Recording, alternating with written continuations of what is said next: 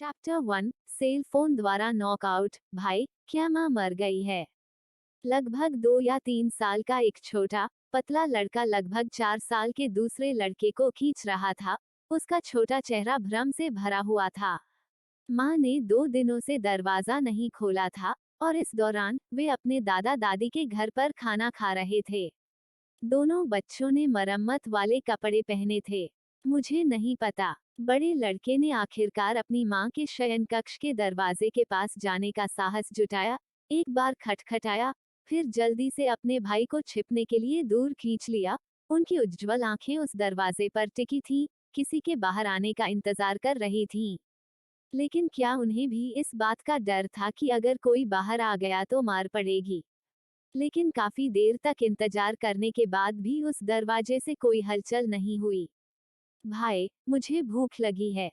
छोटा लड़का अपना पेट सहलाते हुए बड़े लड़के की ओर दयनीय दृष्टि से देखने लगा। वे अपने दादा दादी के घर खाना खाने के लिए जाने की हिम्मत नहीं करते थे क्योंकि उनके चचेरे भाई उन्हें भिखारी कहकर पीटते थे। मैं फिर से दरवाजा खटखटाऊंगा, उसने अस्थायी रूप से पुकारा। माँ, माँ। छोटा लड़का उत्सुकता से देख रहा था। वह भी माँ के बाहर आने का इंतजार कर रहा था। भले ही इसका मतलब यह हो कि उन्हें मार पड़ेगी, कम से कम खाने के लिए कुछ तो होगा। यूं जियाओ, जो उदास थी, उसने किसी को दरवाजा खटखटाते और बात करते हुए सुना। उसका सुंदर चेहरा अनजाने में भ्रम में पड़ गया। उसने कल देर रात तक ओवरटाइम काम किया था और कार्यालय वापस जाने से पहले इस सप्ताहांत के दिन सोने की योजना बनाई थी।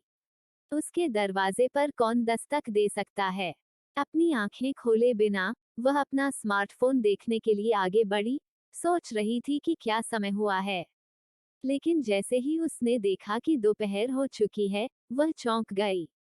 अरे, उसे जल्दी से बिस्तर से बाहर निकलने की जरूरत थी। उसे अभी भी कार्यालय जाना था। लेकिन जैसे ही वह बैठी, उसे लगा कि कुछ गड़बड़ है। आजकल हर कोई गद्दे पर सोता है, लेकिन उसे अपने नीचे एक सख्त तख्ती महसूस हुई और उसकी दृष्टि रेखा में चीजें अजीब लग रही थीं। सामने एक बड़ा ट्रंक था। जब उसने चारों ओर देखा, तो वह चौंक कर खड़ी हो गई, लगभग आश्चर्य से चिल्लाने लगी। यह कहाँ था? उसका विशाल घर कहाँ था? उसका स्मार्ट फर्नीचर, वे कैसे गायब हो गए थे? वह सपना देख रही होगी। निश्चित रूप से कल ओवरटाइम काम करने से उसकी थकान के कारण यह सिर्फ एक सपना था। ऐसा होना ही था। लेकिन बाहर से दरवाजा खटखटाने की आवाजें आती रहीं, साथ ही नर्म, चिपचिपी पुकारें, माँ, माँ।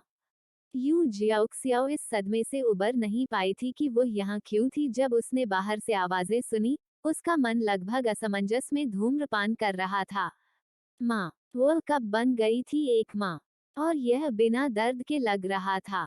क्या ऐसा हो सकता है कि उसका अपहरण कर लिया गया हो और फिर उसकी याददाश्त चली गई? इस संभावना पर विचार करते हुए यू जियाओक्सियाओ ने गहरी सांस ली और बाहर की स्थिति की जांच करने के लिए उठने के बारे में सोचा। वो अपने माता पिता से मिलने के लिए वापस बड़े शहर भागना चाहती थी। उसके दिमाग में अपहरण से बचाई गई महिलाओं के परिणाम याद आ रहे थे। लेकिन जैसे ही वह बिस्तर से बाहर निकलने के लिए तैयार हुई, उसके पैर अचानक शक्तिहीन हो गए और लगभग उसके नीचे गिर गए। बाहर के बड़े लड़के ने अंदर कुछ हलचल सुनी और राहत की सांस ली। उसे डर था कि अंदर का व्यक्ति बाहर आ सकता है और उन्हें मार सकता है। उसने जल्दी से अपने भूखे भाई को अपने छोटे से कमरे में वापस खींच लिया, लगातार उस दरवाजे पर झांक रहा था। शक्तिहीन, सचमुच भूखा। उसने बिस्तर पर रखे स्मार्टफोन को देखते हुए उसे उठा लिया। उसे अपना स्थान निर्धारित करने और मदद के लिए कॉल करने की आवश्यकता थी। आजकल स्मार्टफोन आमतौर पर स्थान का पता लगा सकते हैं, लेकिन जब उसने जांच की, तो वह चौंक गई। वहां एक सिग्नल था, फिर भी वह स्थान का पता नहीं लगा सका। अब उसे काम खत्म करने और कल रात घर जाने के बाद की घटनाएं याद आई। चैप्टर 2 जब वो घर जा रही थी तो उसकी माँ ने उसे सोमचिट पर एक ध्वनि संदेश भेजा। जैसे ही वह दरवाजे में दाखिल हुई, वह सुनने के लिए आरामदायक सोफे पर लेट गई। यह उसके चचेरे भाई के बच्चे के पूरे महीने के जश्न के बारे में था। इस विषय के माध्यम से सुश्री फैन ने उनसे शादी करने का आग्रह किया। उसने अपनी मां द्वारा भेजे गए /a प्राइस लिंक पर क्लिक किया। उसने पिंडोरो पर कीमत कम करने में मदद ही की थी कि फोन उसके हाथ से फिसल गया और सीधे उसके चेहरे पर जा गिरा। जब वह बेहोश हो गई, तब भी उसने सोचा कि किसी को लेटकर अपने फोन से नहीं खेलना चाहिए, और फिर सब कुछ अंधकार में हो गया। संभवतः उसके ऊपर फोन गिरने से उसकी मृत्यु नहीं हो सकती, है ना? फोन फोन यू जियाओक्सियाओ ने तुरंत पिंडुओ ऐप चेक किया, जो बिना किसी रुकावट के खुल गया। हालांकि जैसे ही उसने इसे खोला, ऐसा लगा जैसे उसके दिमाग में छवियों की बाढ़ आ गई हो, जिससे उसका चेहरा एक पल में विकृत हो गया। उसे धीरे धीरे यह सब आत्मसात करने में काफी समय लगा। क्या वह स्थानांतरित हो गई थी? युन जियाओक्सियाओ को ऐसी चीजें सपने देखने की उम्र बहुत पहले ही पार कर चुकी थी। फिर भी उसने कभी नहीं सोचा था कि एक दिन वह वास्तव में स्थानांतरित हो जाएगी। आजकल स्थानांतरण के बारे में उपन्यास ऑनलाइन सर्वव्यापी हैं, और उसने खुद को 1980 के दशक में स्वीट स्टेपमदर नामक उपन्यास में पाया। इस शरीर की मूल मालिक एक महिला सहायक पात्र थी, जिसका नाम यू शियाओक्सियाओ भी था, जो कठिनाइयों से नफरत करती थी। उसने टीम लीडर के सबसे छोटे बेटे से शादी की थी, मुख्य अभिनेता की पूर्व पत्नी जो उच्च और शक्तिशाली अभिनय करती थी और शहर लौटना चाहती थी, जिसने अपने पति और बच्चे को छोड़ दिया था। क्योंकि वह विश्वविद्यालय में दाखिला नहीं ले पाए और अपने माता पिता के घर लौट आई, उसने अपने माता पिता पर पक्षपात का आरोप लगाया, अपने भाई और भाभी के बारे में शिकायत की, और हर दिन आलसी और पेटू थी। नंदे इसे बर्दाश्त नहीं कर सकी और अंततः उन्होंने दूर जाकर उसकी शादी कर दी, लेकिन उसका अंत एक ऐसे व्यक्ति से हुआ जो ऊपर से ईमानदार लगता था, लेकिन घरेलू हिंसा करने वाला था। वह थोड़ी सी भी नाराजगी होने पर उसे पीटता था, और वह उससे बच भी नहीं सकती थी। जब उसे पता चला कि उसका पूर्व पति अमीर हो गया है, तो उसने बेशर्मी से उसे ढूंढने की योजना बनाई, लेकिन दुर्व्यवहार करने वाले पति को पता चला कि महिला सहायक चरित्र उसे छोड़ना चाहती थी और उसे वापस खींच लिया, केवल इस प्रक्रिया में गलती से उसे मारने के लिए। इससे युन जियाओक्सियाओ पूरी तरह से हतप्रभ रह गया। वह अब इस पुरुष नायक की अत्याचारी, अंततः मारी गई, पूर्व पत्नी बन गई थी। ऐसा लग रहा था जैसे वह बिल्कुल उस कथानक में स्थानांतरित हो गई थी जहां महिला सहायक पात्र अपने बच्चों को छोड़कर वापस शहर भागने वाली थी, है ना? अब उसे क्या करना चाहिए? ऐसा लग रहा था जैसे कॉलेज प्रवेश परीक्षा फिर से शुरू कर दी गई हो। कथानक वास्तव में व्यापक था। सामूहिक सदस्यों की नजरों में पुरुष नेतृत्व सिर्फ कुछ साधारण व्यक्ति नहीं था। आर्थिक सुधार अभी शुरू भी नहीं हुए थे, लेकिन पुरुष नायक अपने दिमाग से पैसा कमा रहा था, अन्यथा वह एक ईंट का घर नहीं बना पाता। शादी करने और बच्चे होने के बाद उसने उस खतरनाक काम में संलग्न होना अस्थायी रूप से बंद करने की योजना बनाई, लेकिन कॉलेज प्रवेश परीक्षा के दोबारा शुरू होने के बाद महिला सहायक चरित्र शहर लौटने का इरादा रखती थी। 2 बार परीक्षा में असफल होने के बाद महिला सहायक चरित्र का दिल घूम गया, और वह घर पर हर दिन पुरुष नायक और बच्चों का उपहास करती थी और उन्हें कोसती थी। पुरुष नायक ने आश्वासन दिया कि वह उसके लिए एक अच्छा जीवन बनाएगा, महिला सहायक पात्र ने उस पर विश्वास नहीं किया। इस बार मुख्य नायक अपने एक भाई के साथ शामिल होने के लिए चला गया, जिसने कहा कि यह एक बड़ा व्यावसायिक अवसर है। पुरुष नायक अपनी पत्नी और बच्चों को शहर में रहने के लिए ले जाकर भाग्य कमाना चाहता था। यदि उसका स्थानांतरण नहीं होता, तो कुछ ही दिनों में महिला सहायक पात्र 2 बच्चों को छोड़कर शहर वापस चली जाती।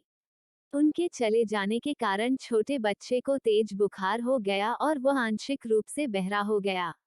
यह इस कारण से भी था कि पुरुष नायक ने अंततः महिला सहायक चरित्र को छोड़ दिया, उसे तलाक दे दिया और उसे शहर वापस जाने दिया। बाद में अफवाहों और गपशप के कारण पुरुष नायक ने बेरहमी से 2 बच्चों को दूसरे शहर में रहने के लिए ले लिया, मुख्य महिला चरित्र से मुलाकात की, जो विश्वविद्यालय से स्नातक थी, और काम की बातचीत के कारण उनमें धीरे धीरे एक दूसरे के लिए भावनाएं विकसित हुईं।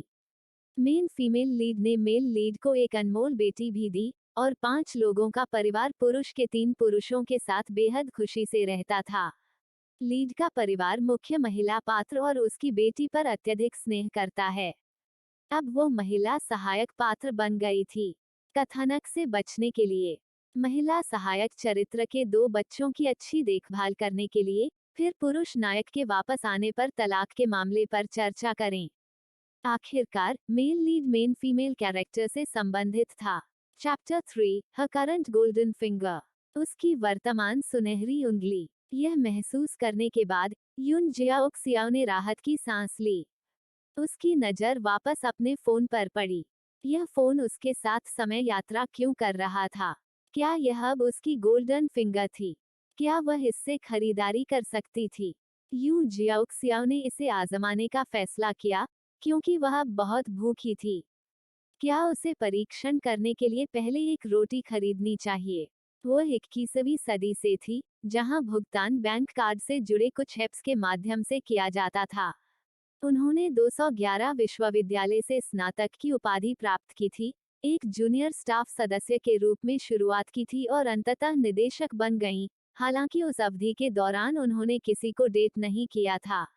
उनके माता-पिता राज्य के स्वामित्व वाले उद्यमों के लिए काम करते थे।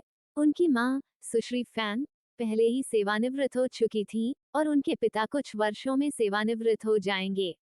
वह दूसरी पीढ़ी की विध्वंस लाभार्थी और एकमात्र संतान थीं। अपने स्वयं के प्रयासों और अपने माता-पिता के महत्वपूर्ण समर्थन के माध्यम से वह उस शहर में एक कार और घर खरीदने में कामयाब रहीं जहां वह काम करती थीं। इस प्रकार उन्होंने बंधक या कार ऋण के भारी बोझ के बिना एक जीवन हासिल किया था। यून जियाओक्सियाओ को लगा कि वह इतनी भूखी है कि वह अब एक गाय खा सकती है। इस डर से कि उसके पास केवल एक मौका था, उसने ब्रेड का एक डिब्बा खरीदा और फिंगरप्रिंट भुगतान का उपयोग किया। सफल भुगतान अलर्ट उसकी स्क्रीन पर आ गया, जिससे यून जियाओक्सियाओ हक्का बक्का रह गई। क्या वह भुगतान करने में सक्षम थी? क्या इसका मतलब यह है कि वो 1980 के दशक में भूख ही नहीं मरेगी? यह उसकी उम्मीदों से बिल्कुल परे था। नहीं, उसे अभी तक सामान नहीं मिला था। वो इतनी भूखी थी कि उसका दिमाग धीरे धीरे काम कर रहा था। लेकिन जब एक पैकेज अचानक उससे 1 मीटर की दूरी पर दिखाई दिया, तो इसने यू जियाओक्सियाओ की स्थिति की समझ को और चुनौती दे दी। क्या यह रोटी थी? उसने इस बात पर ध्यान नहीं दिया था कि पैकेज अभी कैसे दिखाई दिया था। उसने हाथ बढ़ाया, पैकेज पकड़ा, बॉक्स को फाड़ दिया और अंदर की ब्रेड को बाहर निकाला। यह वही ब्रेड थी। सचमुच, फोन अब उसकी गोल्डन फिंगर बन गया था। वह सूखी रोटी खाना जारी नहीं रख सकती थी। 1980 के दशक में कौन से पेय पदार्थ मौजूद थे? क्या उसे सिर्फ सादा दूध खरीदना चाहिए? जैसे ही यू जियाओक्सियाओ रोटी और दूध खा रही थी, दरवाजे पर एक और दस्तक हुई और बाहर आवाजें आईं। तभी उसे याद आया, सपोर्टिंग फीमेल लीड के 2 बेटे थे। बड़ा बेटा लगभग 5 साल का था और छोटा बेटा सिर्फ 2 साल से अधिक का था। उसे नहीं पता था कि महिला सहायक पात्र कितनी देर से सो रही थी। बच्चे शायद भूखे थे। बड़ा लड़का, यह देखकर कि उनकी मां यू जियाओक्सियाओ ने कोई आवाज नहीं निकाली, वास्तव में डर गया कि उसके साथ कुछ हो गया है। उत्सुकता से फिर से फोन करने आया। अपना पेट भर लेने के बाद यून जियाओक्सियाओ को अंततः ऊर्जावान महसूस हुआ। उसने दरवाजा खोलने से पहले बिस्तर पर ब्रेड और दूध साफ कर दिया। क्या वह इतनी डरावनी लग रही थी? क्या उसकी आवाज बहुत तेज थी? हालांकि उसकी शादी नहीं हुई थी और उसके अभी तक अपने बच्चे भी नहीं थे, लेकिन बच्चे आमतौर पर उसे पसंद करते थे। यू जियाओक्सियाओ ने एक अच्छे विश्वविद्यालय में पढ़ाई की थी। वह आकर्षक और उदार थी, जिससे वह अपनी भतीजियों और भतीजों के बीच काफी लोकप्रिय थी। भाई, मैं बहुत भूखा हूँ। जियो बाओ नाम का छोटा लड़का अपना पेट रगड़ रहा था। बहुत भूखा था। ऐसा लग रहा था कि उसने नाश्ता नहीं किया था और अब दोपहर के भोजन का समय याद कर रहा था। यू जियाओक्सियाओ घर में घी और ब्रेड और दूध ले आई। वह कह सकती है कि ब्रेड शहर के सहकारी से खरीदी गई थी, लेकिन पैक किया गया दूध, वह दावा कर सकती थी कि वह मिश्रित दूध पाउडर से बना था। खाने का समय हो गया है, यू जियाओक्सियाओ ने उस कमरे में बुलाया जहां बच्चे थे। जियो बाओ दरवाजा खोलकर बाहर जाना चाहता था। वह बहुत भूखा था। लेकिन वह था। उसके बड़े भाई, दाबाओ ने उसे रोक रखा था, जो उसे जाने नहीं दे रहा था। भाई, मुझे कुछ स्वादिष्ट चीज की खुशबू आ रही है, जियोबाओ ने कहा। दाबाओ ने अपने छोटे भाई की ओर देखा, उसकी आंखें तेजी से घूम रही थीं। बाहर मत जाओ, मैं खाना ले आता हूँ। वह बड़ा था, और अगर उनकी माँ उसे मारती तो उतना दर्द नहीं होता। लेकिन उसका छोटा भाई छोटा था और उसे अधिक दर्द महसूस होता। Chapter 4, two small ones go all out. लेकिन जियो बाओ के पास कहने के लिए कुछ और था, लेकिन उसके भाई, जो पहले ही जा चुका था, ने उसके पीछे का दरवाजा बंद कर दिया। घर छोड़ने के बावजूद दा बाओ ने अभी भी सावधानी से मुख्य कमरे में अपना रास्ता बनाया और सीधे प्रवेश किए बिना दरवाजे पर खड़ा हो गया। दा बाओ, आप अकेले क्यों हैं? जब यू जियाओक्सियाओ ने दा बाओ को देखा, तो वो काफी देर तक स्तब्ध रह गई। यह पहले से ही शरद ऋतु की फसल का समय था, जब मुख्य पुरुष पैसा कमाने के लिए बाहर जाता था। हालांकि उसकी आंखों के सामने का बच्चा 5 साल के बच्चे जैसा नहीं लग रहा था। वह 3 या 4 के करीब लग रहा था। उसका चेहरा इतना पतला था कि उसकी आंखें स्पष्ट रूप से उभरी हुई थीं। उसका छोटा सा चेहरा भी कुछ गंदा था, और वह पैबंद लगे कपड़े पहनता था जो धूल से सने थे। उसके पैरों में छेद वाले जूतों की एक जोड़ी थी, जिससे उसके पैर की उंगलियां सामने दिख रही थीं। क्या वह बहुत पतला नहीं है? दा बाओ का कद केवल उसे मेज पर रखे बर्तनों को देखने की इजाजत देता था, लेकिन वह यह नहीं देख सकता था कि प्लेटों के अंदर किस तरह का खाना है। माँ, दा बाओ ने डरते डरते पुकारा। उसकी आंखें मेज पर टिकी थीं, जहां भोजन की सुगंध उसे निगलने में कठिनाई कर रही थी। जियो बाओ को आने और साथ में खाना खाने के लिए बुलाओ, जियाक्सियाओ ने मुस्कुराते हुए कहा। बोलते समय उसकी आवाज नर्म हो गई।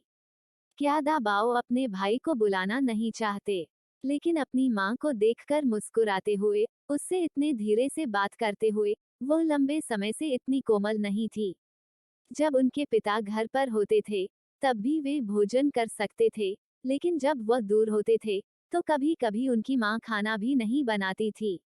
हालांकि दा बाओ केवल 5 साल का था, वह पहले से ही एक छोटे से स्टूल पर खड़ा हो सकता था और अकेले ही खाना बना सकता था। लेकिन रसोई में खाना उनकी माँ ने बंद कर दिया था। उसने ताला खटखटाने की हिम्मत नहीं की, पिटाई के डर से। अपने भाई को चारा खोजने के लिए पहाड़ों पर ले जाना, या अपने दादा दादी के घर भोजन के लिए ले जाना। जल्दी करो और उसे बुलाओ, मैं तुम्हें नहीं मारूंगा। जियाक्सिया ने उसकी डरपोक उपस्थिति देखी और उन यादों के साथ जानता था कि महिला सहायक पात्र बच्चों को मारता था।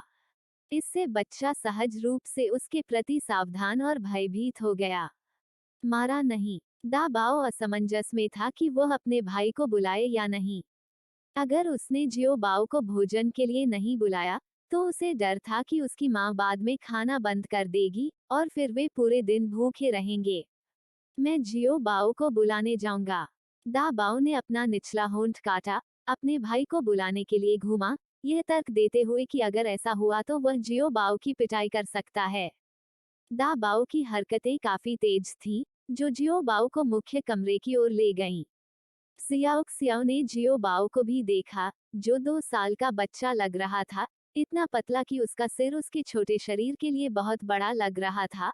अभी भी पैच वाले कपड़े और छेद वाले जूते पहने हुए था। उसका छोटा चेहरा हमेशा की तरह गंदा था।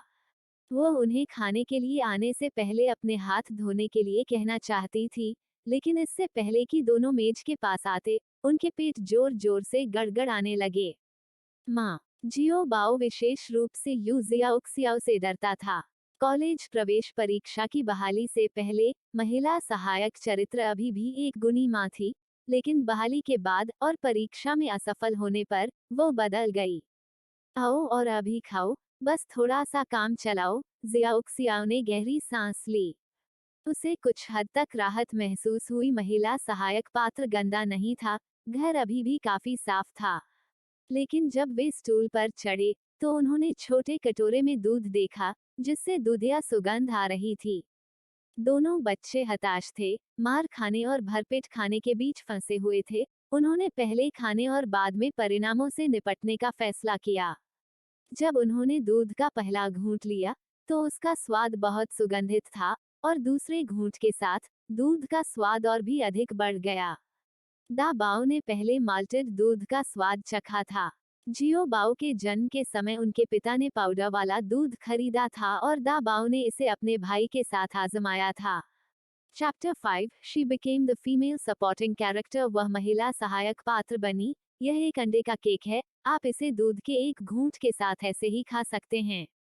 अन्यथा, यदि आप रोटी खाए बिना केवल दूध पीते हैं, तो बाद में रोटी बहुत सूखी हो जाएगी। फिर दोनों बच्चे प्लेट में रोटी के लिए पहुंचे। यू शियाओक्सियाओ पर नजर डाली और सिर झुकाकर रोटी खा ली। इसका स्वाद कैसा है? दा बाओ ने पहले अस्थायी रूप से कहा, यह स्वादिष्ट है। उन्हें डर था कि बाद में उनकी किसी बात के कारण उनकी मां उन्हें मार डालेगी। खाओ। यू जियाओक्सियाओ उठ खड़ा हुआ और रसोई की ओर चला गया। दूध गर्म करना काफी मुश्किल काम था। लकड़ी के चूल्हे के साथ, और 1995 के बाद पैदा हुए बच्चे और अपने परिवार में इकलौते बेटे के रूप में, युन जियाओक्सियाओ ने शायद ही कभी खाना बनाया या रसोई में गई।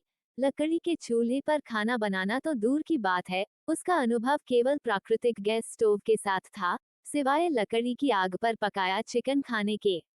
इस जगह पर अभी तक बिजली नहीं थी, इसलिए यदि आप पानी चाहते थे, तो आपको इसे स्वयं उबालना पड़ता था। भाई, माँ ने हमें नहीं मारा, जियो बाओ ने कहा। सुगंधित और मीठी रोटी का एक टुकड़ा लेने और मीठा दूध पीने के बाद, दा बाओ से धीमी आवाज में कहा।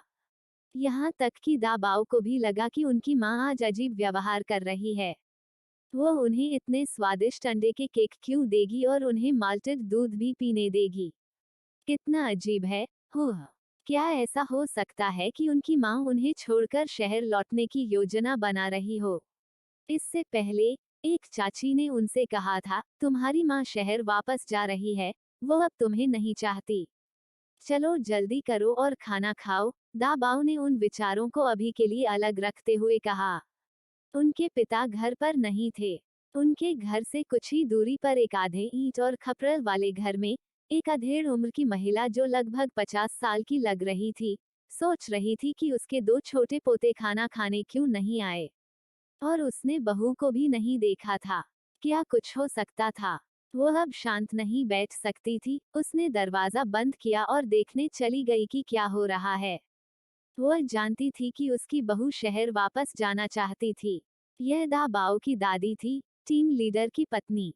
जैसे ही वह अपने छोटे बेटे के घर पहुंची और दस्तक देने ही वाली थी, दरवाजा आसानी से खुल गया। दा बाओ और जियो बाओ ने अपनी रोटी और दूध खत्म कर लिया था, और दा बाओ इसे धोने के लिए कटोरा रसोई में ले जाने की योजना भी बना रहे थे। दा बाओ, जियो बाओ। अपनी दादी की आवाज सुनकर दोनों बच्चे मुड़े। दादी, श्रीमती झाओ अपने दो पोतों को कटोरे पकड़े देखकर रुक गई। उसे एहसास हुआ कि वे इस समय केवल खा रहे थे। वो अपनी बहू को डांटना चाहती थी लेकिन डरती थी कि इससे वह पागल हो जाएगी। यू जियाओक्सियाओ, जो रसोई में पानी उबाल रही थी, ने आंगन में एक आवाज सुनी और झिझकी। क्या यह सहायक महिला पात्र की सास थी? नहीं, वो गलत था। अब वो उसकी नामात्र की सास थी। आखिरकार वो महिला सहायक पात्र बन गई थी। क्या उसे बाहर जाना चाहिए या नहीं? यह मां बनने का एक दर्द रहित तरीका था, लेकिन इसमें कई गंदे रिश्तेदार भी शामिल थे। बाहर न जाना ही बेहतर है। वो रसोई में मृत अवस्था में ही खेल सकती थी।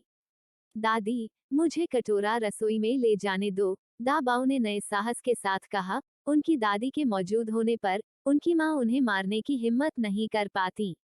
अब जब उनका और उनके भाई का पेट भर गया।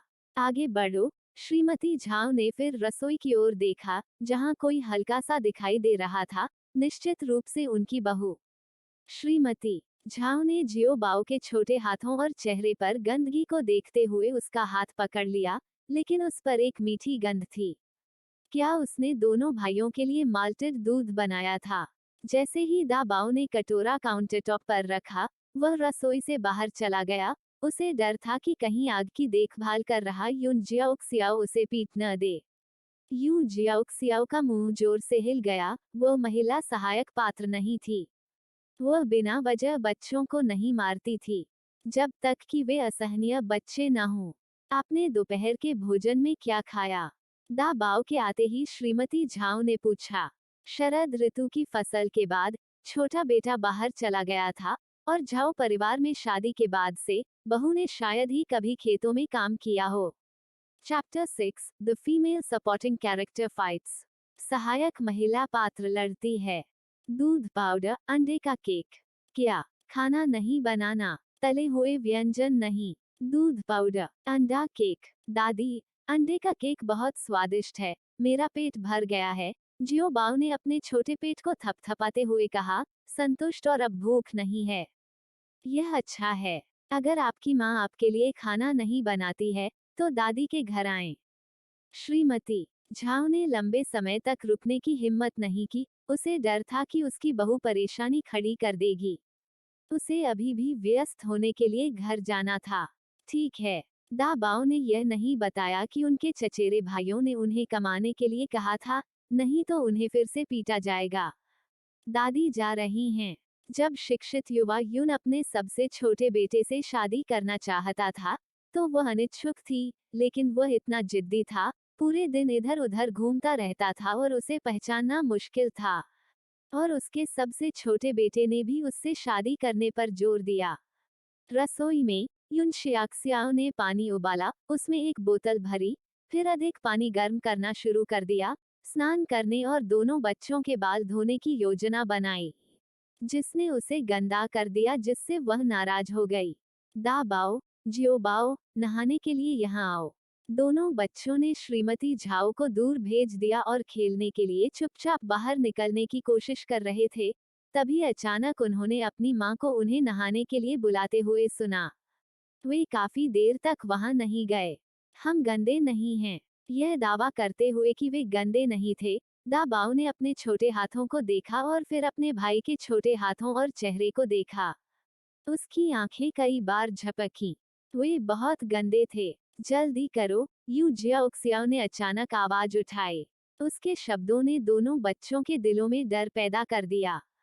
जियो बाओ ने दाबाओ के कपड़ों को कसकर पकड़ लिया, उसका छोटा सा चेहरा आतंक से भरा हुआ था। भाई, एक साथ। यू जियाओक्सियाओ ने पहले से ही बाल्टी में पानी तैयार कर लिया था, बड़े बर्तन में और अधिक ठंडा पानी डाला और मुट्ठी भर जलाओ लकड़ी डाली। पानी की बाल्टी और नहाने के लिए एक बड़ा बेसिन लेकर वह आंगन में पहुंची। जल्दी करो और स्नान में जाओ। हालांकि उसे साबुन, कपड़े या तौलिया नहीं मिला। ऐसा लग रहा था जैसे उसने उन्हें कहीं नहीं देखा था। उन्हें खोजने के अलावा कोई विकल्प नहीं होने पर काफी देर तक इधर उधर भटकने के बाद भी उन्हें उनके कपड़े नहीं मिले। यहाँ साबुन और तौलिया हैं। क्या आप अपने आप को धो सकते हैं? दा बाओ ने तुरंत सिर हिलाया। वह पहले से ही बेसिन में बैठकर नहाना शुरू कर चुका था। यह देखकर कि बच्चे अच्छी तरह से नहीं धो सकते हैं, युन जियाओक्सियाओ उनकी मदद करने के लिए आगे बढ़े, लेकिन बच्चों की पीठ और नितंबों पर बांस की छड़ी की पिटाई से चोट और धारियां देखकर दंग रह गए। जैसे जैसे वह पास आए, दोनों बच्चे तनाव में आ गए, उनके चेहरे उससे सावधान हो गए। युन शियाओक्सियाओ इन निशानों को देखकर अवाक रह गए। हालांकि बच्चे शरारती थे, लेकिन ऐसा लग रहा था कि ये निशान पिछले कुछ दिनों में बने हैं। क्या वे महिला सहायक पात्र के कारण हुए थे? इसमें कोई आश्चर्य नहीं कि बच्चे उससे बहुत डरे हुए लग रहे थे। पुरुष नायक के चले जाने के बाद महिला सहायक पात्र द्वारा पिटाए और डांटे जाने से डरते थे। स्नान करने के बाद बच्चे बहुत साफ सुथरे दिखते थे, लेकिन फिर भी बहुत पतले थे। उनके पेट और पीठ पर पसलियां बहुत उभरी हुई थीं। ये नए कपड़े हैं जो मैंने तुम्हारे लिए बनाए हैं, और ये तुम्हारे जूते हैं। लेकिन वे सभी 80 के दशक के कपड़े और जूते थे। बच्चों को और भी अजीब लगा। क्या उस दिन जागने के बाद से उनकी माँ ने सचमुच उन्हें स्वादिष्ट खाना दिया, नहलाया और नए कपड़े पहनाए? क्या वे सचमुच जाने वाले थे? ये रबर के जूते हैं, इन्हें बारी बारी से पहनो। आज रात तुम क्या खाना चाहते हो? उसे यह भी नहीं पता होगा कि बच्चों का भोजन कैसे बनाया जाता है ना? माँ, मैं मांस खाना चाहता हूँ, जियो बाओ ने डरते डरते कहा, और यूं जियाओक्सियाओ की ओर देखने की हिम्मत नहीं कर रहा था। उसे डर था कि उसकी माँ उन्हें मार सकती है। आज उसके साहसपूर्ण शब्द उस दोपहर अपनी माँ की हरकतों को देखने के बाद ही संभव हो सके। चैप्टर 7, क्या आप दिन में केवल एक बार खरीद सकते हैं? जियो बाओ की डरपोक उपस्थिति को देखकर उसके छोटे चेहरे पर हाईलैंड ब्लश के दो प्रमुख पैच और कुछ हद तक पीले बालों के साथ दृश्य में गर्मी आ गई। क्या चिकन ठीक है? उसे मारना नहीं, बल्कि एक अलग प्रकार का मांस चुनना ठीक है। दोपहर के मध्य तक यून शियाओक्सियाओ ने एक चिकन खरीदा और उसे स्टू करके चेस्टनट चिकन स्टू बनाया। उसने चावल का एक बड़ा कटोरा भी पकाया। उसने वास्तव में अपना सर्वश्रेष्ठ किया। दोनों छोटे बच्चे खेलने के लिए बाहर नहीं गए, बल्कि रसोई के दरवाजे के पास छोटे स्टूल पर बैठे, रसोई में नजर डाली और फिर आसपास के वातावरण को देखा। भाई, यह बहुत अच्छी खुशबू आ रही है। वे नए कपड़े और नए जूते पहने हुए थे, और जल्द ही उन्हें चिकन खाने को मिलेगा। दिन पूरी तरह से अवास्तविक लग रहा था। फिर भी जब प्रत्येक भाई ने चिकन के बड़े पैर को कुतर दिया, तो यह वास्तविक लगा। चिकन स्वादिष्ट था। अब भी कॉलेज प्रवेश परीक्षाओं के दोबारा शुरू होने के बाद मांस खाना छुट्टियों के लिए बचाई गई एक विलासिता थी, जब परिवार चिकन काटने के लिए तैयार होता था। लेकिन अब बिना किसी उत्सव के वे मांस खा रहे थे, जो कि उनकी उम्मीदों से बिल्कुल परे था। कल हम जंगली फल तोड़ने के लिए पहाड़ों में जाएंगे। यह जानना पूरी तरह से युन जियाक्सियाओ की इच्छा थी कि स्थानीय जंगली फल किस प्रकार के होते हैं। उन्हें डर था कि एक दिन उनके स्मार्टफोन से बिना देखे खरीदे गए फल संदेह पैदा कर सकते हैं यदि वे स्थानीय रूप से उपलब्ध नहीं थे। अपने परिवार का भरण पोषण करने में सक्षम एक कृषक पत्नी बनना वास्तव में आसान नहीं था। अभी भी बहुत कुछ सीखना बाकी है। पहाड़ों में जंगली सुआ होते हैं, बहुत खूंखार। पिताजी आमतौर पर हमें पहाड़ों में नहीं जाने देते। शायद ऐसा इसलिए था क्योंकि उन्होंने आज भरपेट खाना खाया था और गर्म कपड़े पहने हुए थे, लेकिन दाबाओ को थोड़ा साहसी महसूस हुआ। जंगली सुआ। यह अभी भी 70 के उत्तरार्ध का समय था, अभी 80 का दशक नहीं था। जल्दी सो जाओ माँ, मैं बर्तन धोने में आपकी मदद करूंगा। बर्तन धोएं। आप, एक छोटा बच्चा, उसे बर्तन धोने में मदद कर रहे हैं। वह महान होगा। बच्चों के साथ अधिक समय बिताने से उन्हें पता चल जाएगा कि वो वास्तव में अब बिना किसी कारण के उन्हें परेशान नहीं करेगी। जियो बाओ भी मदद करना चाहता था, लेकिन युन जियाओक्सियाओ और दा बाओ ने मिलकर उसे मना कर दिया। केवल कुछ साल की उम्र में यह बच्चा बर्तन धोने में सक्षम था, और उस काम में बहुत साफ सुथरा काम करता था। यू जियाओक्सियाओ ने पिंडुओडुओ से लगभग 3 पाउंड वजन का एक फ्री रेंज चिकन खरीदा था, जिसमें कुछ चेस्टनट मिलाए गए थे, और आधा बचा था, लेकिन चावल के लिए केवल एक छोटा कटोरा बचा था, जिसे उसने अलमारी में रख दिया। जल्दी सो जाओ। युन जियाओक्सियाओ अपने कमरे में लौट आई, सख्त तख्ते वाले बिस्तर पर लेट गई, और अपने स्मार्टफोन पर पिंडुओ को ब्राउज किया। फोन पर कई ऐप्स थे, लेकिन पिंडुओ को छोड़कर उनमें से कोई भी नहीं खुल सका। उसने कुछ पोर्क खरीदने की योजना बनाई, लेकिन ऑर्डर पूरा नहीं हुआ, जिससे वह पूरी तरह से भ्रमित हो गई। दोबारा ऑर्डर करने का प्रयास किया गया, लेकिन फिर भी खरीदारी विफल रही। क्या चल रहा था? क्या प्रतिदिन केवल एक ही प्रकार का मांस खरीदा जा सकता है? या क्या वही उत्पाद दिन में केवल एक बार खरीदा जा सकता है? उसने उस दिन की अपनी खरीदारी पर विचार किया और वास्तव में उसने किसी भी चीज की डुप्लीकेट नहीं खरीदी थी। उसने एक खरीदो एक मुफ्त पाओ ऑफर का चयन करते हुए दा बाओ और जियो बाओ के लिए कपड़े खरीदे थे। कपड़े दा बाओ पर बिल्कुल फिट थे, लेकिन जियो बाओ के लिए थोड़े बड़े थे। लेकिन उसने एक ही जूते के 2 जोड़े खरीदे थे, है ना? युन जियाओक्सियाओ को अभी भी खरीदारी की यह बात समझ नहीं आई थी।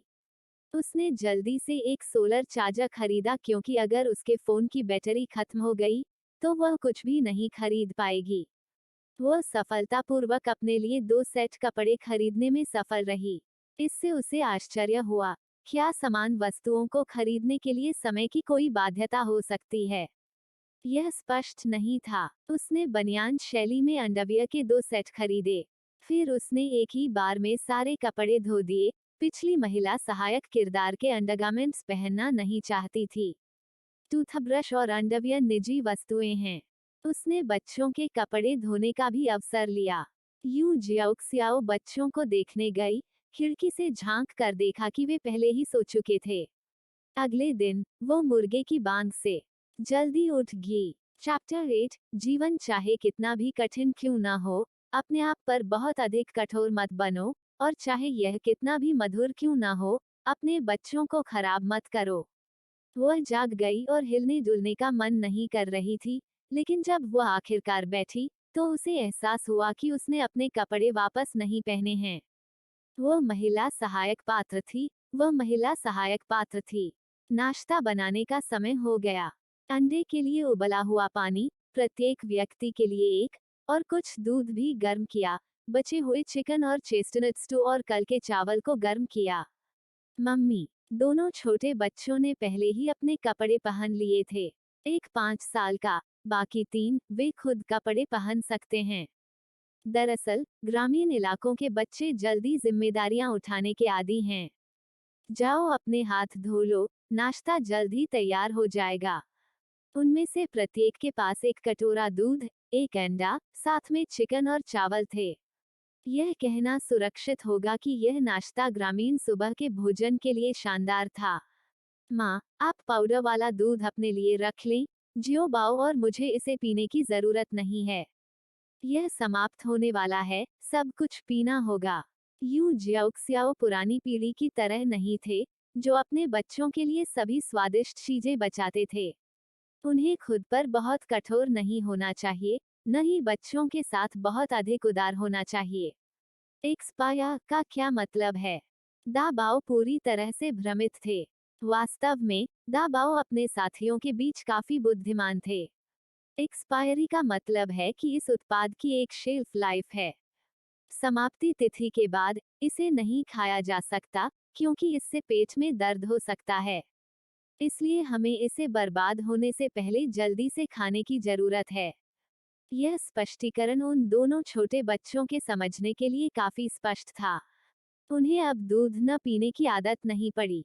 यह वास्तव में स्वादिष्ट था, लेकिन उन्हें कम ही पता था। युन जियाक्सियाओ वास्तव में सोच रहा था कि दूध और अंडे कैल्शियम से भरपूर हैं, और दा बाओ और जियो बाओ इतने छोटे हैं, उनमें कैल्शियम और जिंक की कमी होगी।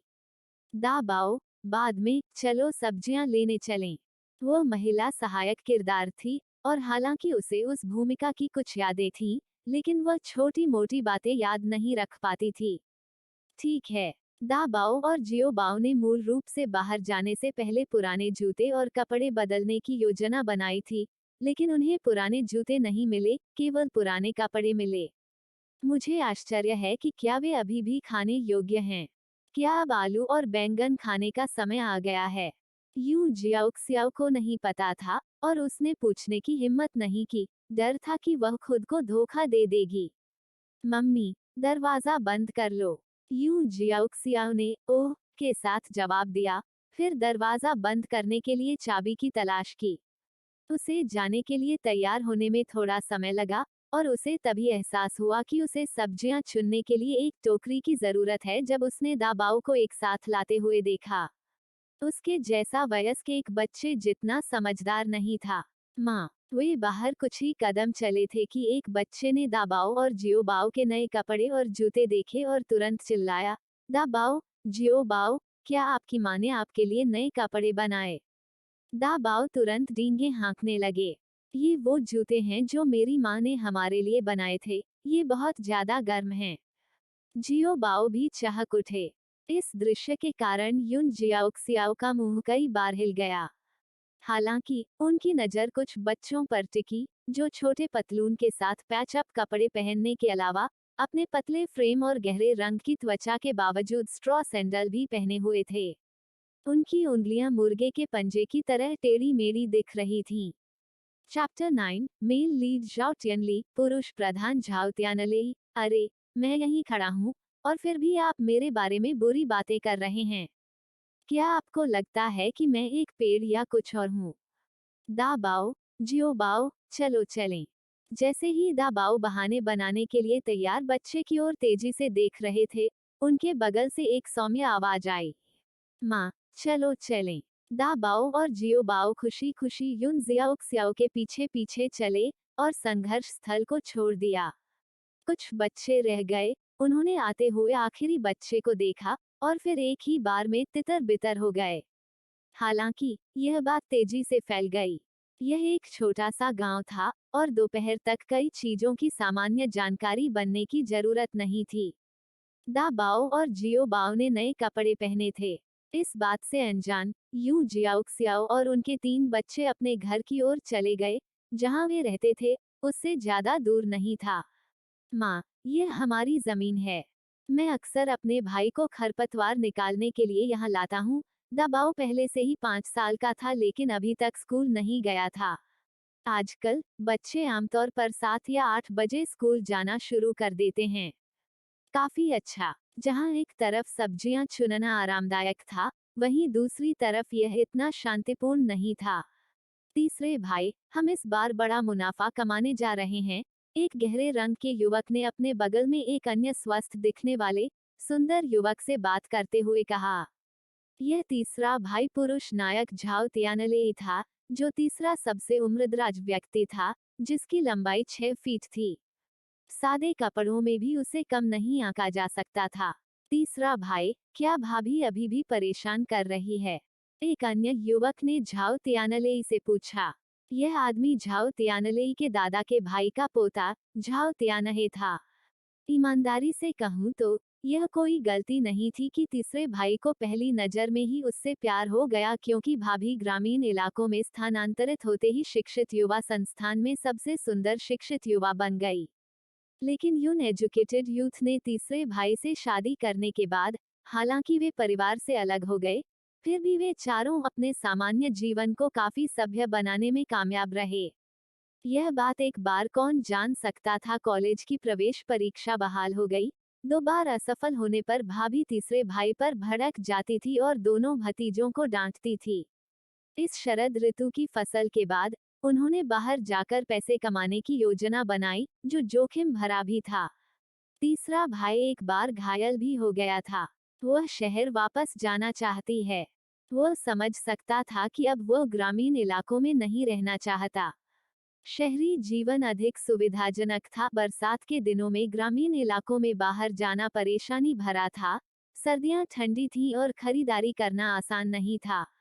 तीसरे भाई, मुझे लगता है कि आपको बच्चों को ले जाना चाहिए और भाभी के माता पिता के घर जाना चाहिए।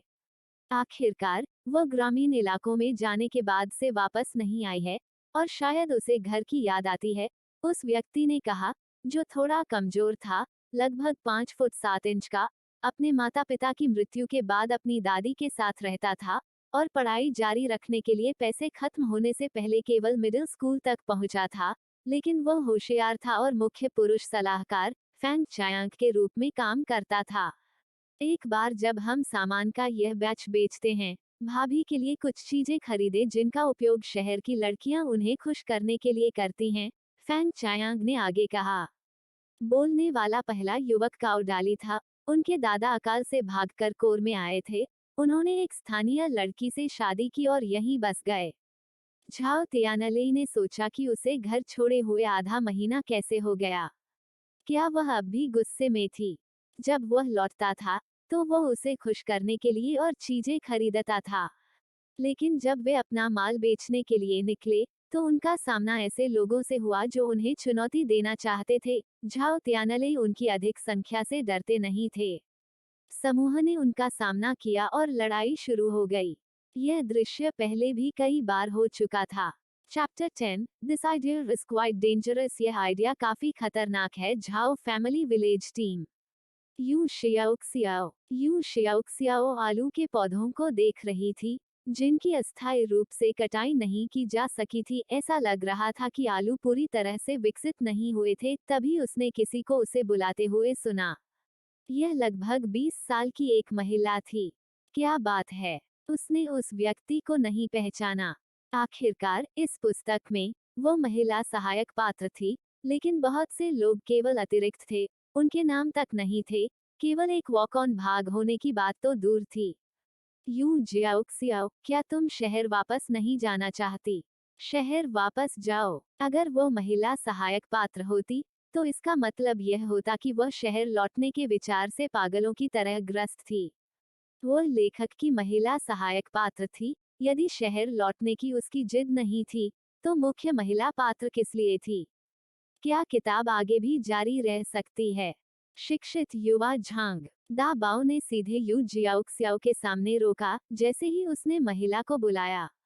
शिक्षित युवा झांग भी एक निराश्रित युवा थी, लेकिन उसकी किस्मत यू शियाओक्सियाओ जितनी अच्छी नहीं थी। 2 बेटियों को जन्म देने के बाद उसके ससुराल वालों ने उसे अच्छा सम्मान नहीं दिया। जब कॉलेज प्रवेश परीक्षा बहाल हुई तो उसके ससुराल वालों ने उसे परीक्षा देने से मना कर दिया। उन्हें डर था कि अगर वह पास हो गई और शहर वापस चली गई तो वह कभी वापस नहीं लौटेगी। शिक्षित युवा झांग, जो काम करने वाली थी, यू शियाओक्सियाओ को देखने के बाद यहाँ आई थी।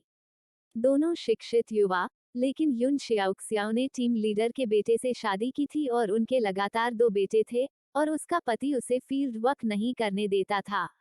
झांग के विपरीत, जो शादी के बाद भी खेतों में मेहनत कर रही थी, अपने ससुराल वालों द्वारा तिरस्कृत थी और अपने पति के धैर्य को खो रही थी क्योंकि उसकी बेटियां थीं। वह शहर लौटना चाहती थी। दा बाओ, आपकी माँ एक हैं।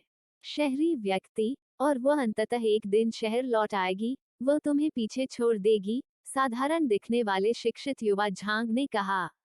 यू शियाओक्सियाओ ने झांग को बोलने से नहीं रोका। मुसीबत खड़ी करने के अलावा वह और क्या कर सकती है? उसे ईर्ष्या भरी आंखों से देखो। मैं शहर लौटूंगा या नहीं, इससे आपको कोई सरोकार नहीं है, शिक्षित युवा झांग। क्या आपको काम नहीं करना चाहिए? आप व्यस्त क्यों नहीं हैं?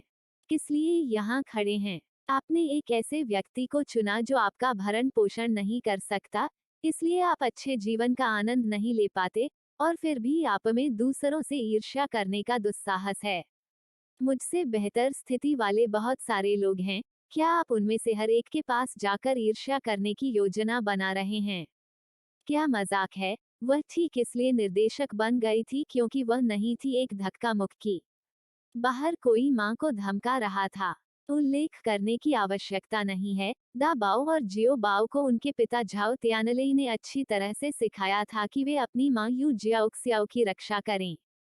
ठीक है, उसने कुछ बैंगन और मिर्चें तोड़ ली। अब घर जाने का समय हो गया था।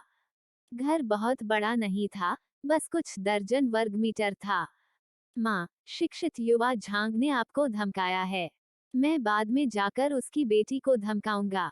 जैसे ही उसने यह कहा, यून जियाओक्सियाओ के चेहरे पर मुस्कान तुरंत कठोर हो गई। दा बाओ के मन में ऐसा विचार क्यों आया? यह एक खतरनाक विचार था।